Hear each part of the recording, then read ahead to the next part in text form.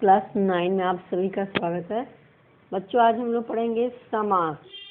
तो चलिए आइए देखते हैं समास किसे कहते हैं। पहले समास का अर्थ जान लेते हैं। पास रखना, छुटा करना। भाषा के प्रयोग में सामासिक शब्दों के प्रयोग से संक्षिप्तता और शैली में उत्कृष्टता एवं सटीकता आती है। उदाहरण के लिए, राजा का महल कहने के स्थान पर राजमहल कहना अधिक उपयुक्त होगा। इससे स्पष्ट है कि दो से अधिक शब्दों के मिलने पर ही समासिक शब्दों का निर्माण होता है। इस प्रक्रिया में दो पदों के बीच आने वाले कुछ व्याकरणिक शब्दों का लोप करने से दोनों पद पास पास आ जाते हैं। इस प्रकार समास की परिभाषा हम इस तरह से लिख सकते हैं। या समास किसे कहते हैं, उसका उत्तर ये लिखेंगे हम कि समास वह शब्द रचना है। समास वह शब्द रचना है जिसमें अर्थ की दृष्टि से परस्पर स्वतंत्र संबंध रखने वाले दो या दो से अधिक शब्द किसी स्वतंत्र शब्द की रचना करते हैं। जैसे माता पिता, विश्राम गृह, घुड़सवार आदि। इसके लिए प्राय दो पद होते हैं। इसमें पहले पद को पूर्व पद कहा जाता है, दूसरे पद को उत्तर पद कहा जाता है। और समास बनाने की समास प्रक्रिया से बने हुए शब्द को या पद को हम समस्त पद कहते हैं। और फिर समस्त पद को अलग अलग करने की प्रक्रिया को समास विग्रह कहते हैं।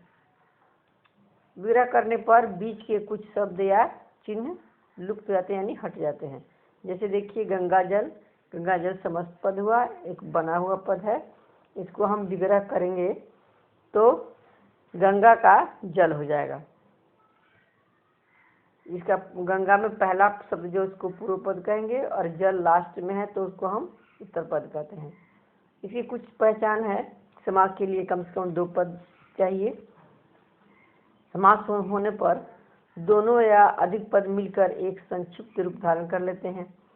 समास प्रक्रिया में बीच की विभक्तियों का लोप हो जाता है। समास होने पर जहाँ संधि संभव होती है वहाँ नियमों के अनुसार संधि भी हो जाती है। जहाँ मिलना जरूरी है बीच के चिन्ह को हटाकर वहाँ मिला दिया जाता है। समास प्रक्रिया से शब्द निर्माण। कैसे शब्द बनते हैं? तीन तरह से बनाए जाते हैं। समास से बनने वाले शब्द तीन प्रकार से बनते हैं। जैसे तत्सम शब्दों से तत्सम समास, तद्भव और विदेशी। तत्सम से जो संस्कृत से आए हैं बिना बदले हुए हिंदी में, उनसे बनते हैं। तद्भव यानी हिंदी के समास होते हैं।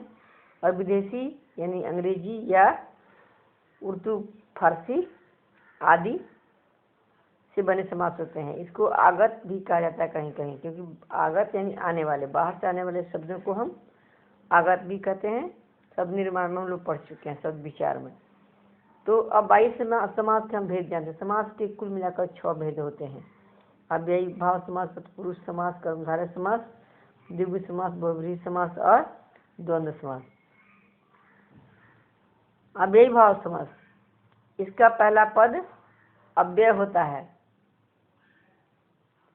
इसका पहला पद अव्यय होता है और वही प्रधान होता है।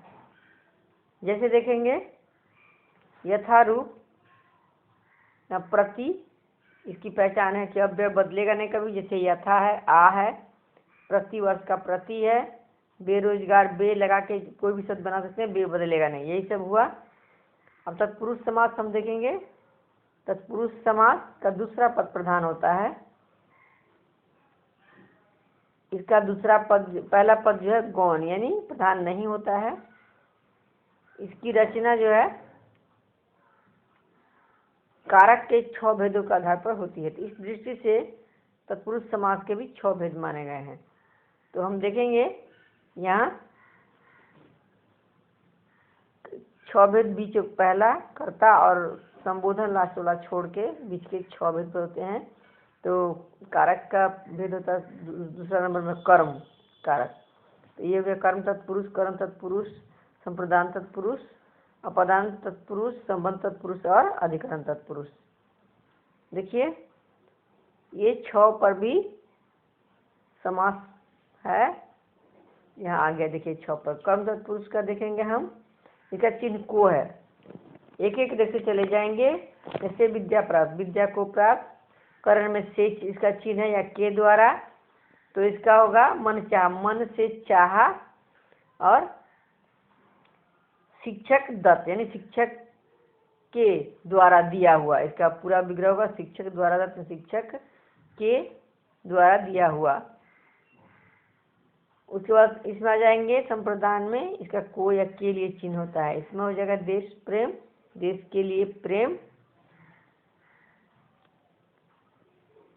और उसमें आ जाएंगे, उसके बाद आ जाएंगे अपादान, इसका चिन्ह भी से होता है लेकिन अलग होने का भाव होता है। जैसे सेवा मुक्त, सेवा से मुक्त, यानी सेवा से अलग हो गया आदि। इसके बाद हम देखेंगे संबंध आ जाएंगे, संबंध कारक पर संबंध तत्पुरुष बोलेंगे इसको। तो इसका चिन्ह भी है काके की, तो भारतेंद्र, भारत का इंदु। नरेश बाला, नरेश की बाला, नरेश यानी राजा हुआ, राजा की बाला यानी लड़की। यहाँ काके की चिन्ह होना चाहिए। अब नीचे देखेंगे अधिकरण का चिन्ह में और पर दोनों है। तो इसमें जल मग्न, जल में मग्न हो गया। और एक यहाँ पर वाला देख लेते हैं, घुड़सवार यानी घोड़े पर सवार, यह अधिकरण तत्पुरुष हो गया। इसके अलावा तत्पुरुष में एक और भेद माना जाता है, इसको नए तत्पुरुष कहते हैं। इसमें होता है निगेटिव यानी नकारात्मक, हिंदी में उसको नकारात्मक बोलेंगे, जिसमें नहीं होने का भाव। जैसे अनदेखा यानी नहीं देखा, न देखा। निरोग यानी बिना रोग का, इसमें नीर होगा, इसका पहचान नीर होगा, नी होगा, अन होगा। जैसे बिन भी हुआ और खाली अ भी हुआ, अभागा माने भाग्य से हीन, बिन ब्याह बिना ब्याह किया हुआ। तो ये जिसमें निगेटिव होगा, नकारात्मक होगा, नहीं होने का भाव हो गया नए समास। अब इधर देखते हैं हम, तीसरा में आ जाएंगे कर्मधारय समास। ये दो तरह से कर्मधारय समास होता है, एक इसका पूर्व पद विशेषण तथा उत्तर पद विशेष से होता है। इसको कहते हैं विशेषण विशेष से का समास। जैसे नीलकमल, नील, नील यानी नीला पहले आ गया विशेषण, कमल बाद में विशेष से। और इसी में एक उपमेय उपमान का होता है, यानी किसी से तुलना जिसको किया जाता है। तो एक पूर्व पद उत्तर पद में उपमेय उपमान का संबंध होता है। जैसे कमल नयन, यानी कमल के समान नयन, तुलना किया गया। और देख लेते हैं यहाँ, जैसे नीलकंठ हुआ, नीला है जो कंठ। और एक आ जाएंगे इसमें उपमेय उपमान में राजीव लोचन, राजीव के समान लोचन। राजीव यानी हुआ कमल, कमल का फूल, कमल के समान आँख। ये खास रामचंद्र जी के लिए आता है, राजीव लोचन उन्हीं को कहा जाता है। तो ये तुलना करना हो, जैसे मृग नयन, मृग के समान नयन। अब आ जाएंगे हम लोग द्विगु समास में। द्विगु समास की पहचान है, इसके पहला पद जो है संख्यावाची होता है। लिखा है पूर्व पद संख्यावाची होता है, यहाँ वहाँ द्विगु समास होता है। सिंपल है, इसका इसका ऐसे बोलेंगे, इसका पहला पद संख्यावाचक होता है या वाची होता है। जैसे 700 यानी 700 का समूह, 54 4 आनों का समूह। सब में संख्या 1 1 2 3 4 ऐसे करके संख्या होना चाहिए, ये पहचान है इसकी। इसके बाद देखेंगे हम द्वंद्व समास। इसमें बीच में योजक शब्द का और का अव्यय का लोप हो जाता है और बीच में योजक यानी डैश आ जाता है। इसकी सिंपल पहचान है। तो इसमें कहते हैं दोनों पद प्रधान होते हैं। जैसे गुरु शिष्य, गुरु और शिष्य पधारे हैं, तो गुरु शिष्य यानी गुरु और शिष्य दोनों पधारे, कोई एक नहीं, तो इसलिए दोनों प्रधान मानेंगे। अध्यापक अध्यापिका, अध्यापक और अध्यापिका, इसकी पहचान है कैसे बीच में डैश रहेगा यानी योजक चिन्ह रहेगा, और अगर विग्रह करेंगे तो इसमें और लगाएंगे। इसे आप सब देखते जाएंगे, किताब रीड करना संभव नहीं है, ये आप रीड करेंगे, हम तो केवल बता देते हैं। अब आ जाएंगे छठा में, बहुब्रीहि में आ गए। बहुब्रीहि की पहचान है, इसका पहला पद जो है इसका दोनों पद में कोई प्रधान नहीं होता है, इसमें इसका कोई तीसरा पद प्रधान होता है। इसकी पहचान है कि दोनों पद में कोई प्रधान नहीं तो कोई तीसरा प्रधान होता है, किसी तीसरे खास के लिए। जैसे शूल पाणी, शूल यानी त्रिशूल हो गया और पाणी माने हाथ होता है, तो नहीं सा यहाँ सूल से मतलब है ना पानी से मतलब है, ये आया किसी खास के लिए यानी शिव जी के लिए, उनके हाथ में त्रिशूल रहता है। और त्रिलोचन ये भी उन्हीं के लिए है, 3 है लोचन जिसके, यानी शिव के खास के लिए होना चाहिए। तो ये हो गया बहुब्रीहि समास। इसकी पहचान ही है कि दोनों पद में कोई प्रधान नहीं होता, कोई तीसरा पद प्रधान होता है। जैसे हम लोग बोलते हैं बीणा पानी, यानी बीणा है पानी में, जिसके पानी यानी हाथ, देखिए यहाँ है भी वीणा पानी, वीणा है पानी में, पानी यानी हाथ में जिसके, किसके सरस्वती जी के लिए ये शब्द का प्रयोग होता है। इसका कोई शब्द का अर्थ किसी पर नहीं लगा सकते हैं, खास के लिए होता। तो ये हो गया बहुब्रीहि समास। अब थोड़ा सा ये देखेंगे कर्मधारय बहुब्रीहि समास में क्या अंतर है। दोनों बहुत मिलता जुलता है। जैसे देखिए यहाँ सुनैन, सुंदर हैं जो नैन, कोई भी सुंदर नैन हो सकते हैं। तो सुंदर हो गया विशेषण और नैन हो गया विशेष्य, ये हो गया कर्मधारय।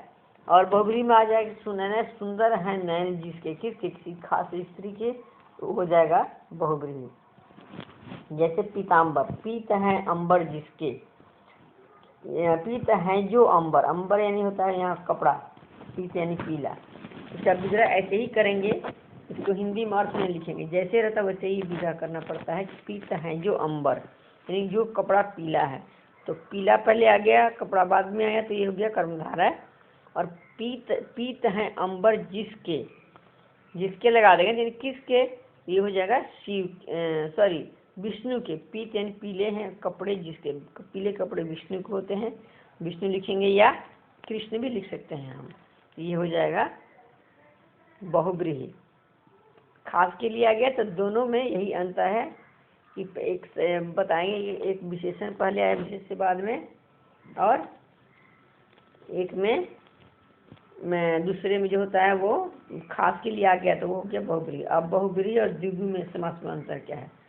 बहुब्रीहि वही खास के लिए हो गया, और द्विगु पहला पद संख्यावाचक हो गया। इसमें सबसे पहले ही बता देते हैं हम, ऐसे होता है दशानन, तो 10 हैं जो आनंद, 10 हैं जो आनंद, आनंद यानी चेहरा, जो चेहरा 10 है, तो 10 पहले आ गया, तो इसलिए हो गया या द्विगु समास हो गया संख्यावाचक। और 10 हैं आनंद जिसके अगर लगा देंगे, तो किसके, 10 चेहरा होते हैं रावण के, तो खास के लिए आ जाएगा, तो बहुब्रीहि में चला जाएगा। देखिए उसी तरह है कि चतुर्मुख, 4 मुखों का समूह, यानी कोई भी अगर 4 मुंह है तो हो जाएगा, नहीं सॉरी ब्रह्मा के लिए आएगा, यहाँ लिखा नहीं है, 4 मुखों का समूह, गलत ही लिख दिया यहाँ, सॉरी नहीं सही लिखा, द्विगु हो गया 4 मुखों का समूह, 4 संख्या पहले आ गया, ये हो गया द्विगु। और 4 है मुख जिसके, किसके, तो ब्रह्मा के, कि खास के लिए है, तो बहुब्रीहि में हो गया। धन्यवाद। अब आप सारा पढ़ेंगे तब आपको समझ में आएगा, मैंने आपको संक्षेप में बता दिया। धन्यवाद।